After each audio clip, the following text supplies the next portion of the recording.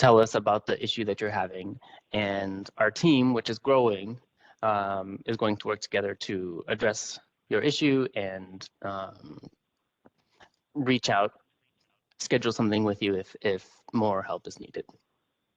So as we roll out, your first point of contact is going to be discourse, and the whole team is going to work together to address any issues that you're going to have. We're building up the team just to make sure that this rollout is super smooth. That's our goal. Knowing that there's going to be issues because software likes to be buggy, right? But we're really happy with where the software is right now. Very stable, and we're going to be there to make sure that any hiccups that arise, we can resolve. That's all. Thank you. Yeah, great. And I understand we have a few folks that are going to be on developmental assignments to help out, add additional manpower to meet those requests. And yeah, so we should be very responsive, and I know that's a priority for us. So reach out if you have any issues once we hit certification and we hit the ground running here. So with that, we're going to talk about new features today. And there are a few objectives today, introducing several new features. This is not an exhaustive list, but it's just some of the things that we wanted to highlight today as we have our imminent release of 2.0, some of the things that you're going to want to be aware of before you start diving into the new software. So we have one of those is going to be impact areas. It's going to be a new requirement that has sort of a familiar concept to it, and we'll talk more about that. We'll now be able to directly import the hydraulic modeling, which is going to be a great time saver. Tabular copy pasting, another great time saver. And we have some new distributional assumptions that are going to be some of the most important changes in 2.0. And then the last thing we'll talk about is exporting from 1.4.3 to 2.0 for those models that have already been built in the current version of the software. So we'll talk first about impact areas. What's an impact area? Basically, it's a geospatial boundary for the study area. You may know this currently as a damage reach. This is going to be a little bit different in that you're going to directly import a geospatial data input for that study area boundary, as opposed to in 1.4.3 where it was a text input format that basically referenced river stations that you could then use to reference outside of the software to understand where the damages are taking place. An impact area for 2.0 is going to need to be generated in geospatial software such as ArcGIS Pro. This is the common software that you can find in the app portal. It's the one that I use the most and that I know many other practitioners use regularly for economic analysis.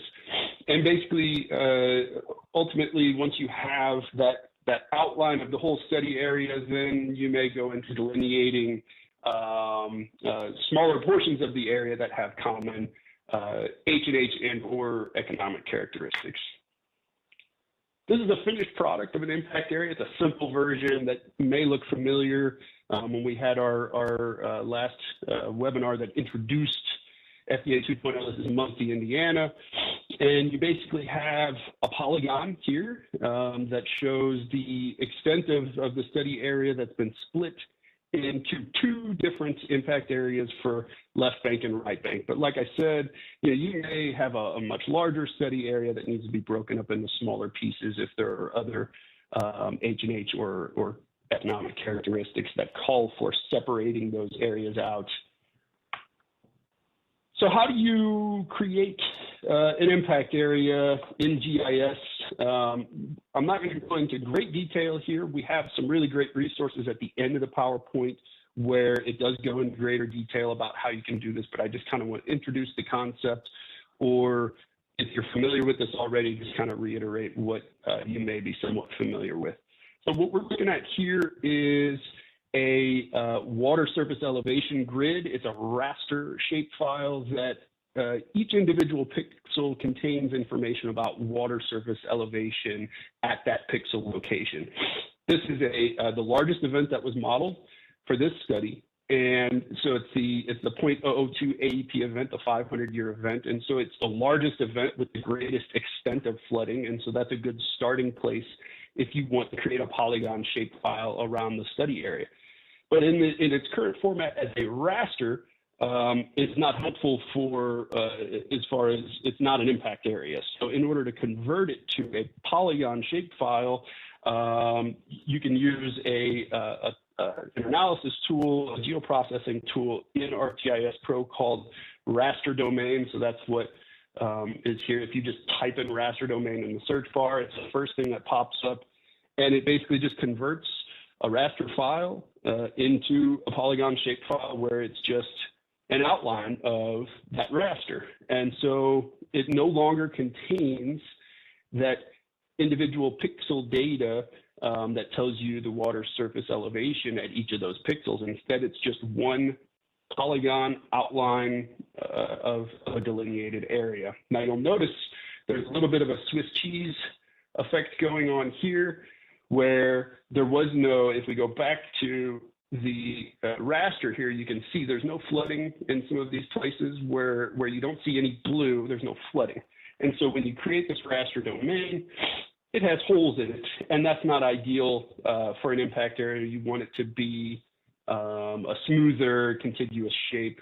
And so another function in ArcGIS Pro that you can use is called buffer. And it's a very simple tool that you select this raster domain polygon, and you just tell it, I want a buffer around the edges that will close up these holes, and it'll smooth the edges as well, and you end up with one contiguous polygon shape that you can then use the split tool in ArcGIS Pro to delineate it as you see fit. And in this case, I talked about left and right bank. So you would just use that split tool. It's a simple tool that you can use basically to run along the river that runs here through Muncie. And so then again, we end up back here, and that's one way that you can create impact areas. There's also a way to just do it from scratch, where you're just kind of drawing a rough shape around your study area. It's not ideal, but sometimes you don't have that raster available to you to convert to a polygon.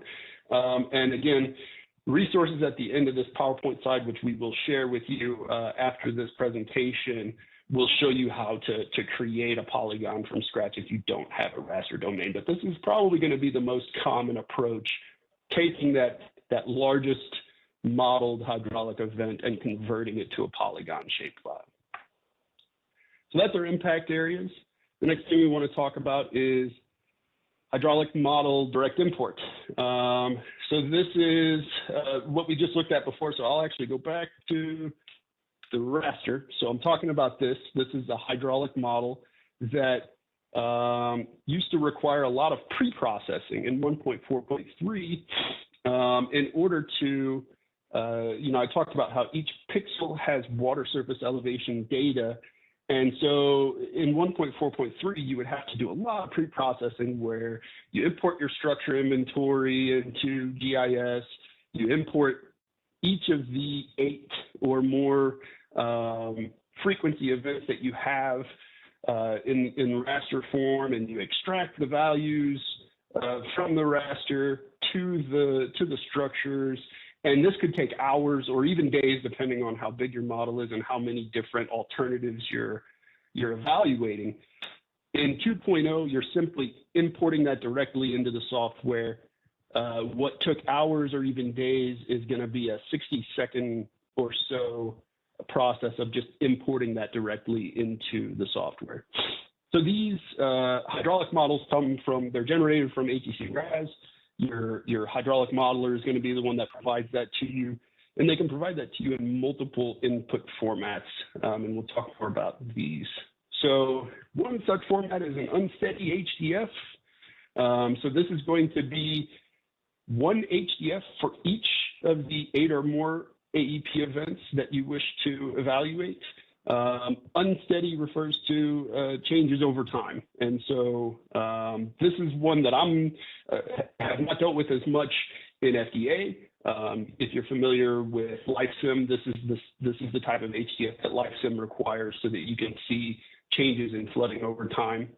Another type of hydraulic model that you can import into 2.0 is a steady HDF. So this is going to be one HDF file, and it includes all of the 8 or more AEP events in one single file, as opposed to 8 separate files.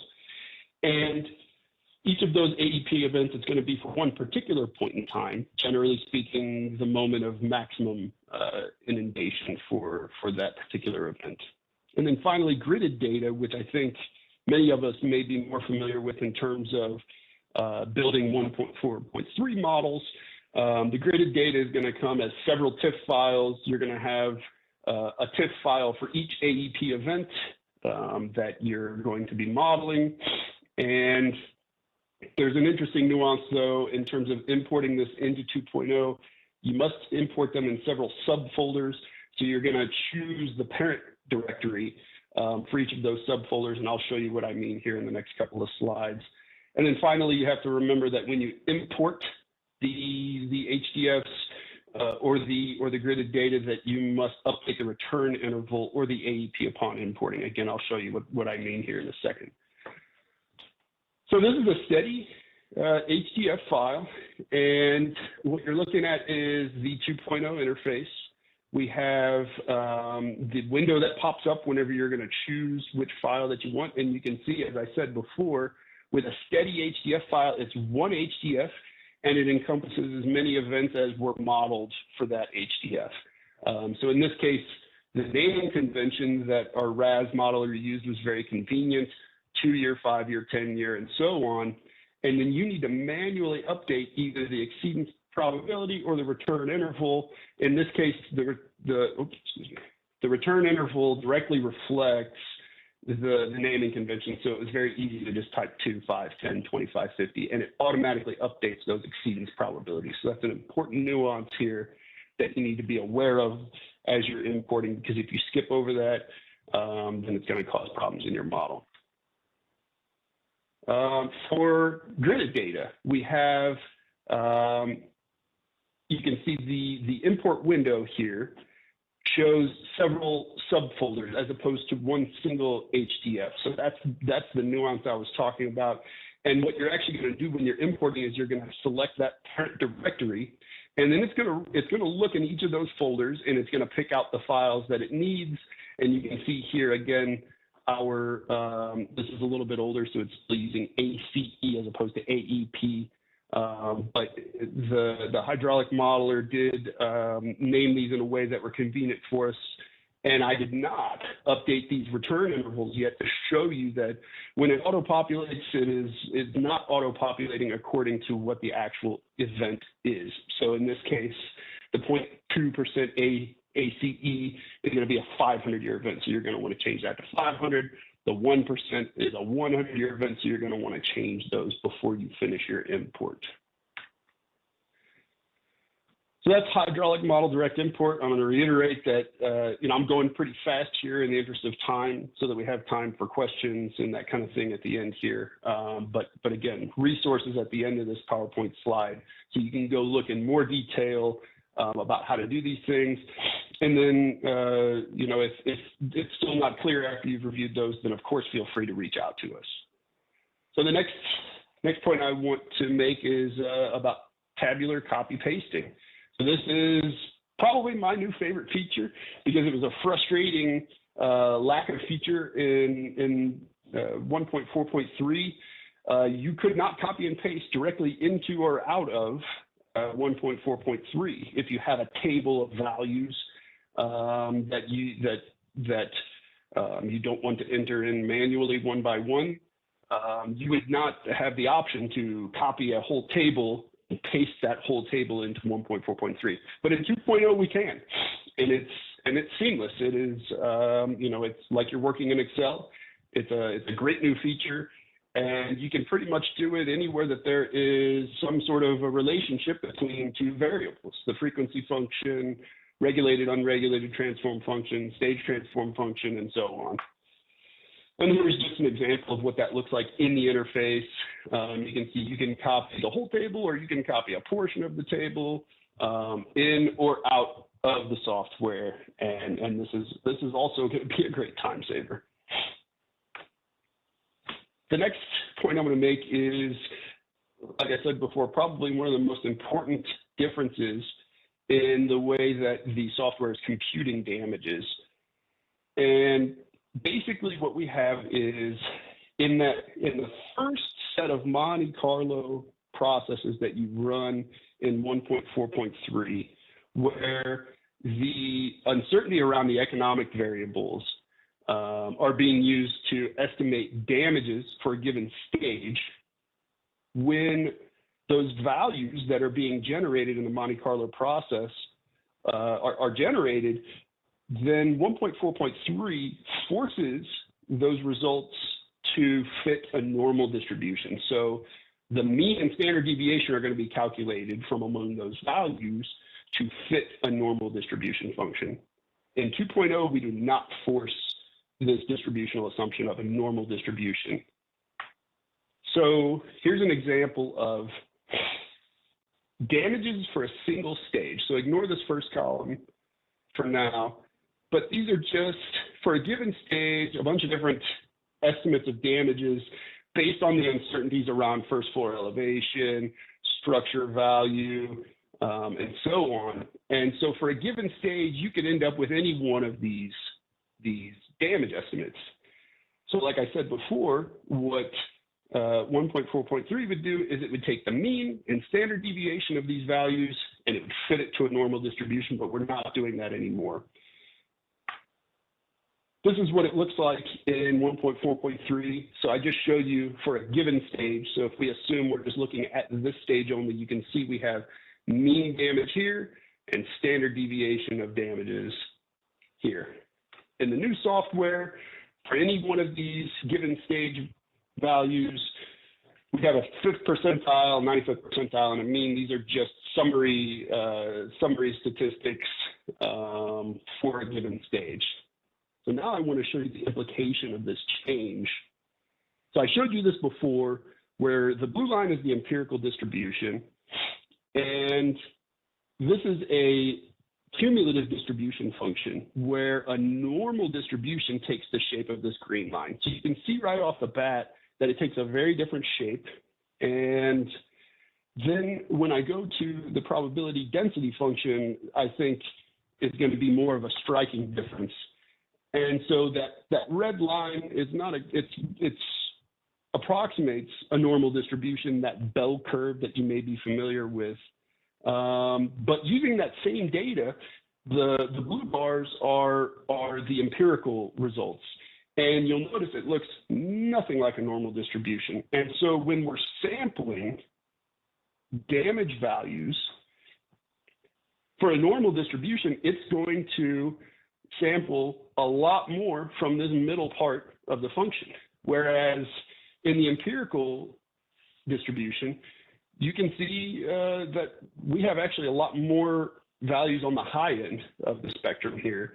And so you can imagine that ultimately estimates of expected annual damages may skew a little bit higher than if we had made that normal distribution. And so this is going to have, it's going to make big differences in our estimates of damages in 2.0.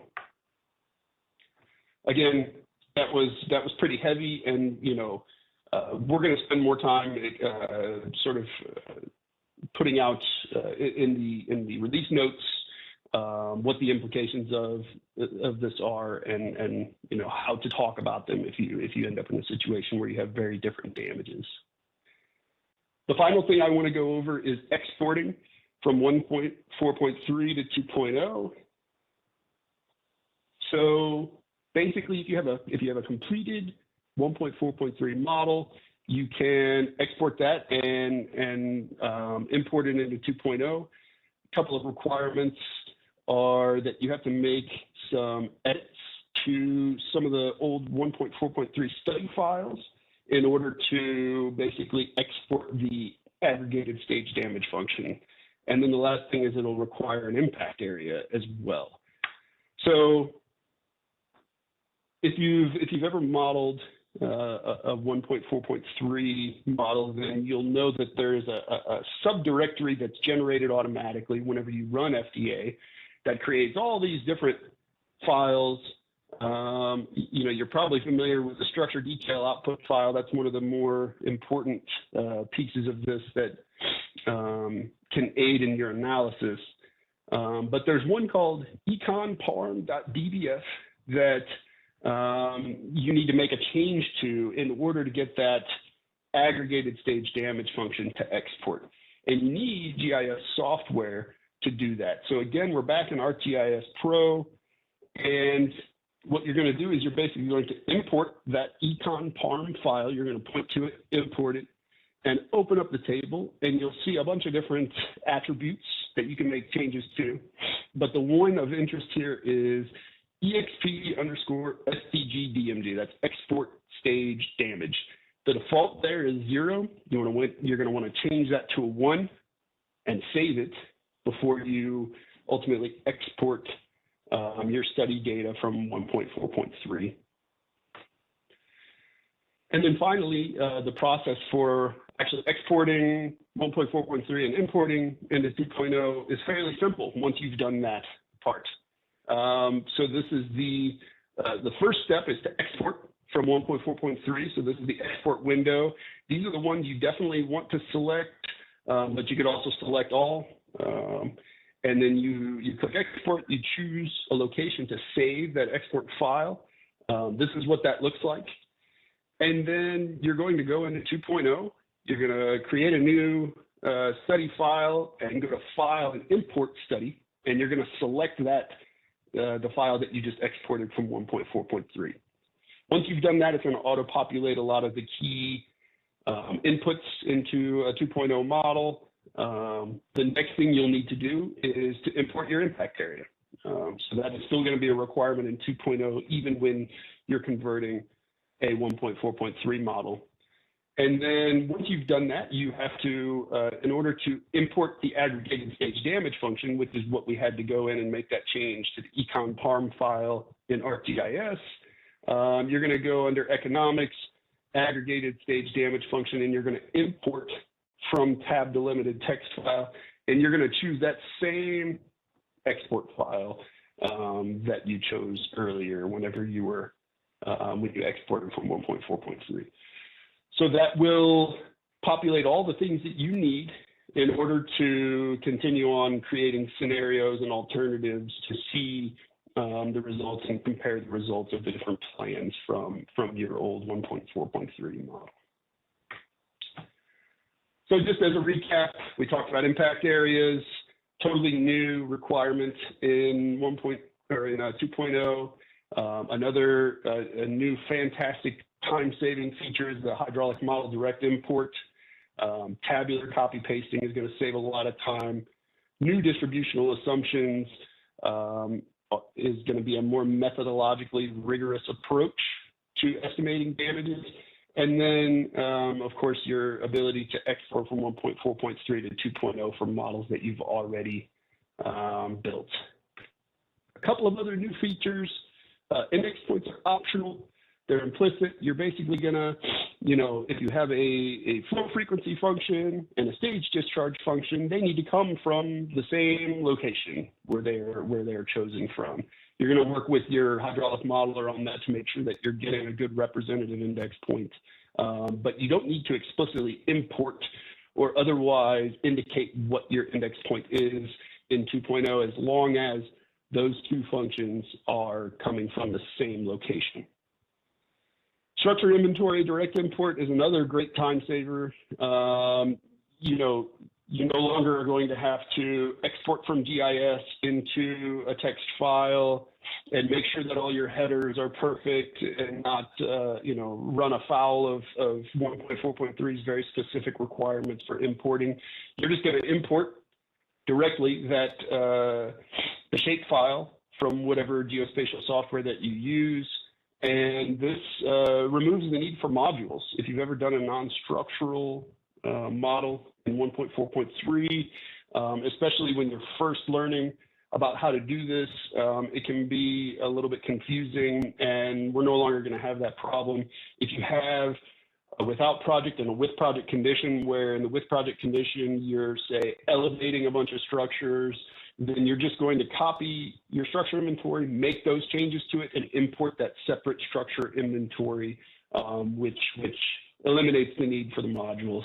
It also allows you, if there's a future condition that, say, you're seeing development in a certain area where there are new structures, you can do the same thing for the future condition where you are copying your base condition structure inventory, adding structures to it, and importing that independently.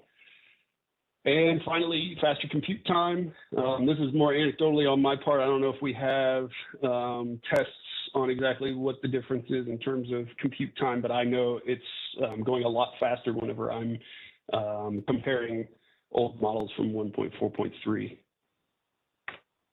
And here are the resources I promised. Again, we'll share this PowerPoint slide so that you can navigate to these directly. And these are going to go into greater detail about just about everything I talked about today, in case you missed something or in case you were completely lost whenever I was talking about this stuff today. These are step-by-step tutorials on how to do basically all the things that I talked about today. So with that, I want to ask Richard if you have anything that you wanted to add or anything you wanted me to go back to, and then otherwise we can just open up to questions.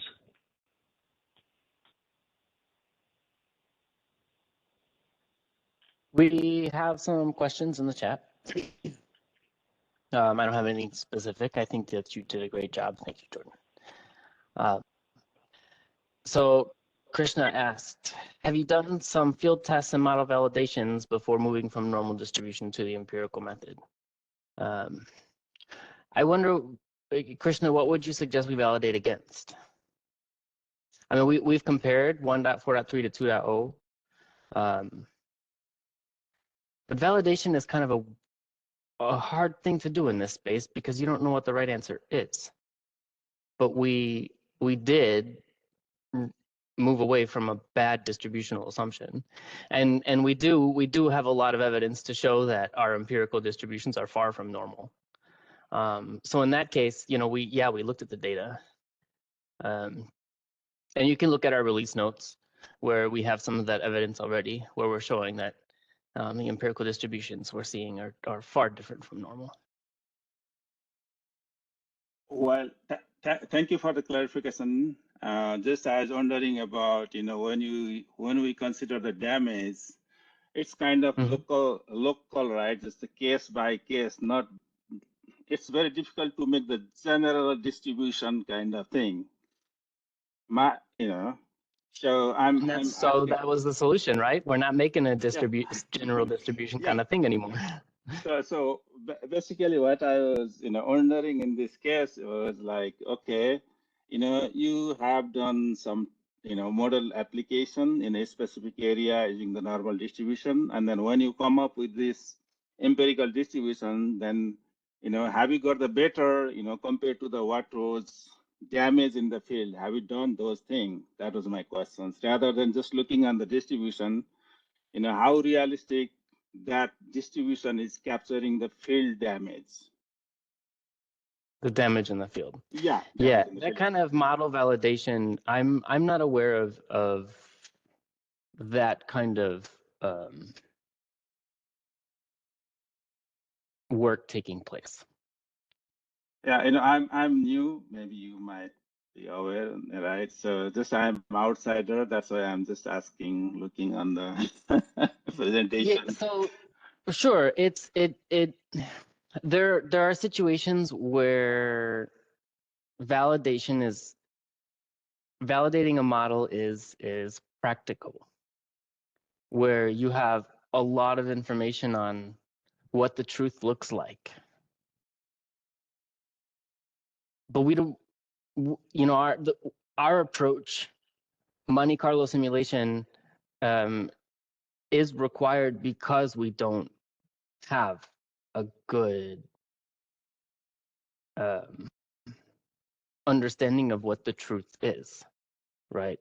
What the true risk estimate is.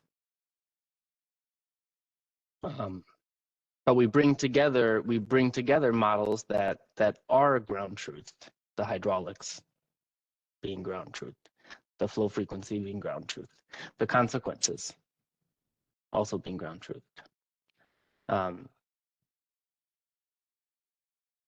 I think it is an interesting question. How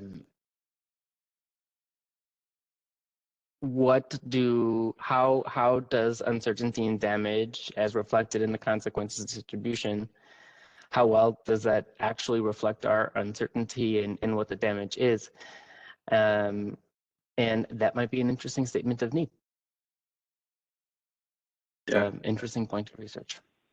Yeah, just I agree. Even, if we do go to the Monte Carlo and Latin hypercube, right, you can get the, you might get the better if you go to the Latin hypercube sampling rather than the Monte Carlo. So there are always, I was thinking, okay, maybe you took the cases where some kind of damages was already, recorded, and then you run with the normal distribution, and then how closely that was, captured. And then if you go to the empirical, how closely it is, it is giving better results one way, or other could be, okay, using all those statistics, we compare, and then this is, it's not normal distribution doesn't capture the statistical performances. Then we move towards the, maybe empirical, or maybe other, other distributions. I don't know, some gamma or other thing. I don't know. Just that's my personal outsider point of view. It's, I appreciate taking time to respond. Thank you. Yeah, I think, if I may, real quick, there are a couple of issues with the availability of data. We can use FEMA floodplain data, which historically is not so easy to obtain, but also there are people that simply don't file claims. And so where would we get that data? And then on top of that, I would think it would be extremely expensive to conduct such a study. And again, then ultimately you would be left with very incomplete data. And so it would, if I understand the question correctly, I think it would be prohibitively expensive, and still we would come up short in terms of the type of data that we would need. And keep in mind that what our uncertainty reflects is model uncertainty. We're not trying to capture natural variability here. So what is the correct shape of the model uncertainty is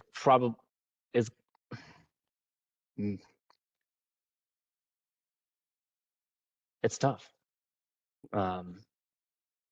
And what the true how do you define the truth? It's tough. Yeah. But do keep in mind this is model uncertainty that we're looking at, not natural variability. Right? Natural variability comes in one place, and that is in either the frequency of flows or the frequency of stages. And all of the other uncertainty distributions that are sampled in FDA in calculating an instance of EAD is model uncertainty. Yeah, thank you. Thank you, guys. Knowledge. And then Angela asked, will this be used in the upcoming prospect course? FDA 2.0 has been used in the 2 prior prospect courses already. And you can go to our documentation on Confluence and access those workshops today and use 2.0 for our prospect workshops today. And I'll put a link to our documentation in the chat right now. Yeah, and I'll add that to the resources, a link to the workshops as well, because yeah, that's the workshops read in a way that you can do those by yourself. So highly encourage anybody that's expecting to be using 2.0 whenever it is certified and distributed broadly, that you consider going through those workshops. You can do them very quickly, maybe a couple of hours. So yeah, I'll add that link as well to the resources before I send out the PowerPoint.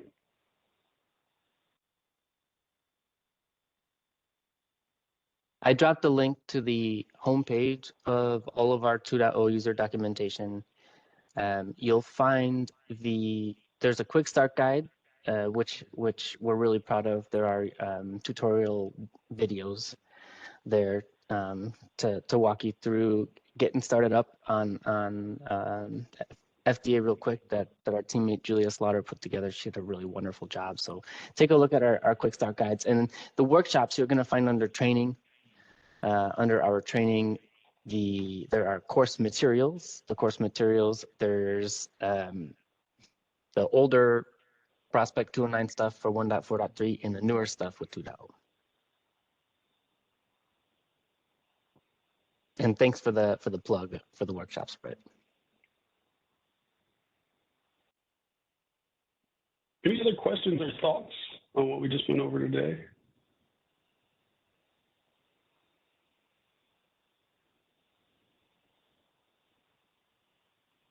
All right, hearing none. Oh, Colin, are you off mute intentionally? Oh, well, I was just, yeah, hey, this is Colin Rawls from Jacksonville District. And yeah, my question is real big picture. It's not in the weeds on some of the stuff you were talking about, but it just occurred to me, one of the main things we're dealing with down here in Jacksonville District is the interaction between kind of inland and or riverine flooding and coastal flooding. It's a real challenge that we're dealing with. And, I think we have our tools. We have beach effects for coastal erosion and G2CRM for coastal flooding, and obviously FDA.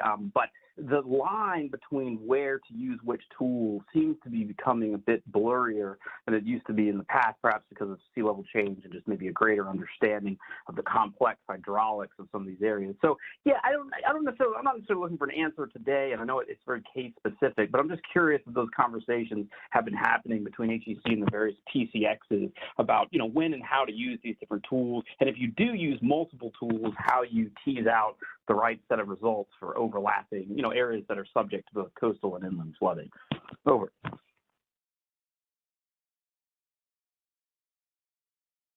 That's a good question, Colin. Those conversations take place, and we have some suggestions on where FDA is reasonable to use in a coastal flooding situation. So often FDA is the easier tool, right? FDA is a tool that folks want to use if you can. And so in situations where inundation is the primary damage driver and not wave attack or erosion, and where that is the biggest key point.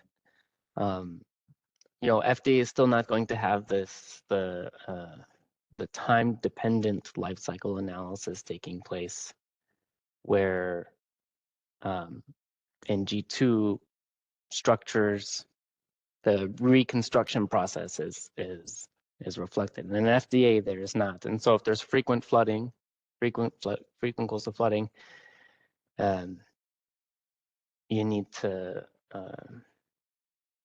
address that in FDA with some reasonable assumptions. And Britt, avoiding accidentally duplicating damages and benefits when you have to use more than one model. Oh, for sure. Now you're talking about a probabilistic decomposition. Oof, that is tricky. And Evan has a question, and Joe, I see your hand up. Joe, go ahead. Well, what is your question? I just want to follow up on applying FDA to a coastal project. I had the same issue on project I'm working on in the Bay Area. I mean, you may already know this already. Talking to the PCX for coastal storm damage, they feel that only time, maybe I'm wrong in saying this, you correct me, but they look at if you have a issue with levee failure or applying a rigidity curve in your modeling, then you use FDA. You have to. If it's based on inundation only, I don't know if they'll still allow you to use it. You may be right, but I think their perspective is that's when you would use FDA other than G2CRM. Over. I think that is a trigger. That is a trigger among other considerations. And it is a trigger because HEC-FDA is the only certified tool that can evaluate EAD as a function of system performance. The coastal tools do not. But there are other considerations, right? So the first study that I worked on was the Rahway, New Jersey coastal storm risk management study. And it was a coastal storm study because of tidal influence. But it was slow inundation and was a reasonable tool for that application. And HEC-FDA is used on New Jersey back bays.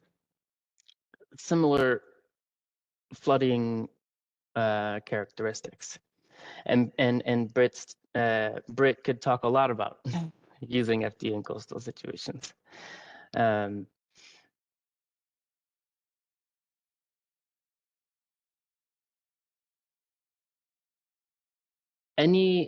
Britt, is there anything that you'd like to say to the crowd about your experience using FDA in coastal situations?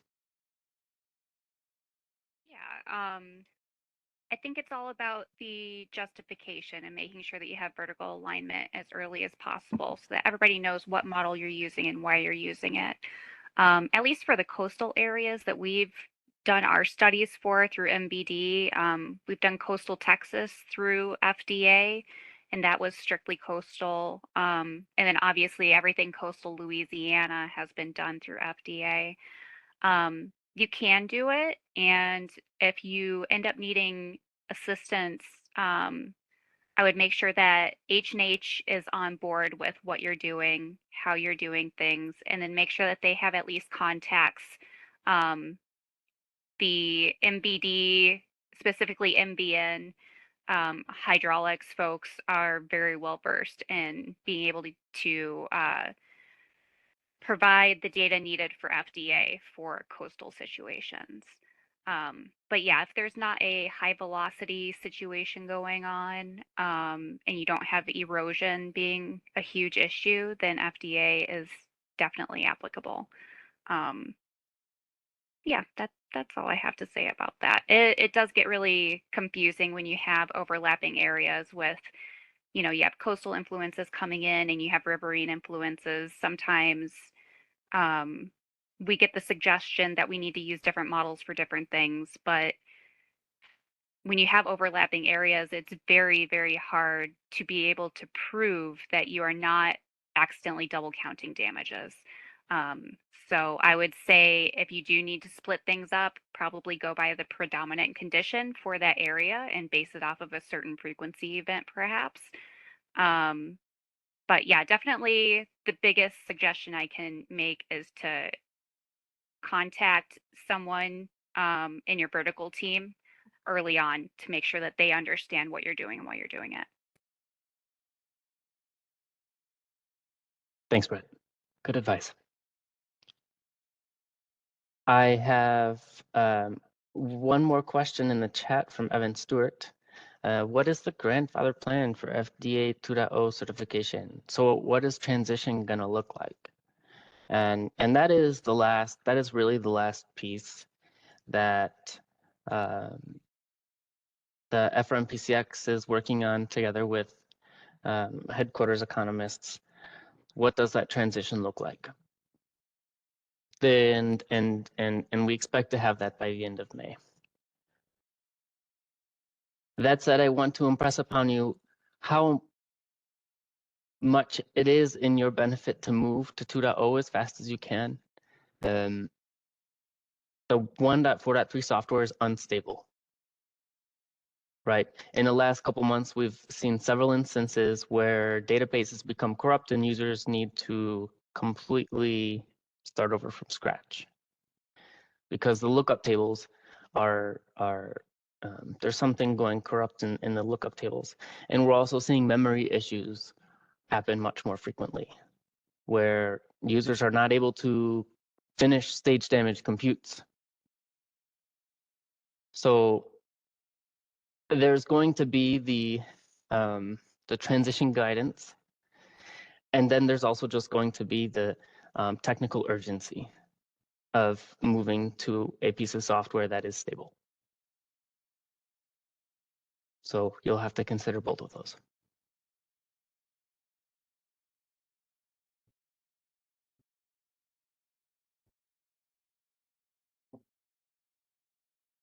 Any other questions?